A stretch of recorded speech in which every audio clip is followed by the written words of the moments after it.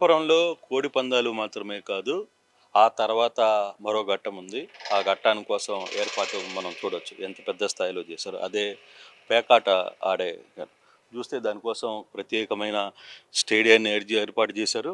ఒక పెద్ద స్థాయిలో ఈ మొత్తాన్ని కూడా ఎక్కడ కనబడకుండా, ఎవరు లోపలికి ఎంటర్ కాకుండా ఏర్పాటు చేశారు.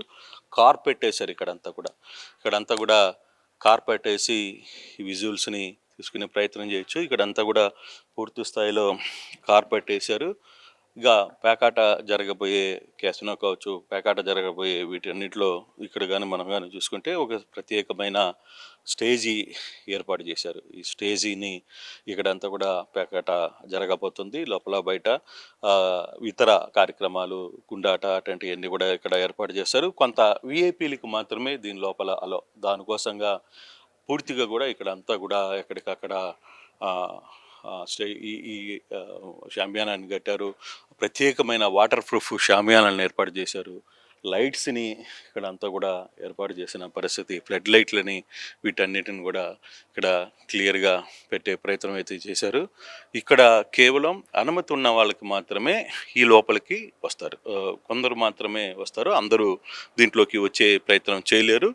కొంతమంది బిగ్ షాట్లు మాత్రమే ఈ ప్రాంతానికి వస్తారు. ఇక్కడ కోడి పందాలకి, ఇందాక మనం చూసిన కోడి పందాలకి ఎక్కడ కావాలంటే అక్కడ చేస్తారు. బట్ ఇక్కడ మాత్రం పూర్తిగా కూడా ఈ కోడి పందాలకు సంబంధించిన వ్యవహారాలు కాకుండా పేకాట కోసం వచ్చే వాళ్ళందరికీ కోసమే ఇక్కడ ఏర్పాట్లకి సిద్ధమయ్యాయి. వీళ్ళందరికీ కూడా ఈ షెడ్డులో, అంటే ఈ వాటర్ ప్రూఫ్ షెడ్డులో వర్షం వచ్చినా కూడా ఇబ్బంది కాకుండా ఈ వాటర్ ప్రూఫ్ షెడ్ని వేసిన ప్రయత్నం అయితే చేశారు. మరోవైపు ఇక్కడ ఏసీలను కూడా ఏర్పాటు చేస్తున్నారు.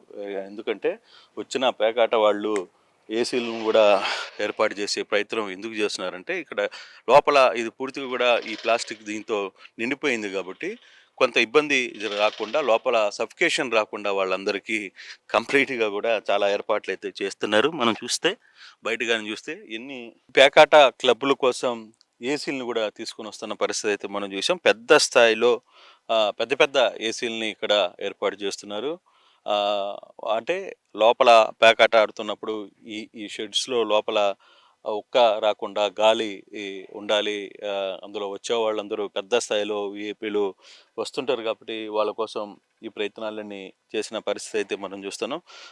మనకి చాలా క్లియర్గా ఈ ఏసీలని, తర్వాత వాళ్ళ కోసం టాయిలెట్స్ని ఏర్పాటు చేశారు. ఒక ప్రత్యేకమైన టాయిలెట్స్ని ఏర్పాటు చేశారు. తర్వాత ఈ పెద్ద షెడ్స్ని ఏర్పాటు చేసిన పరిస్థితి.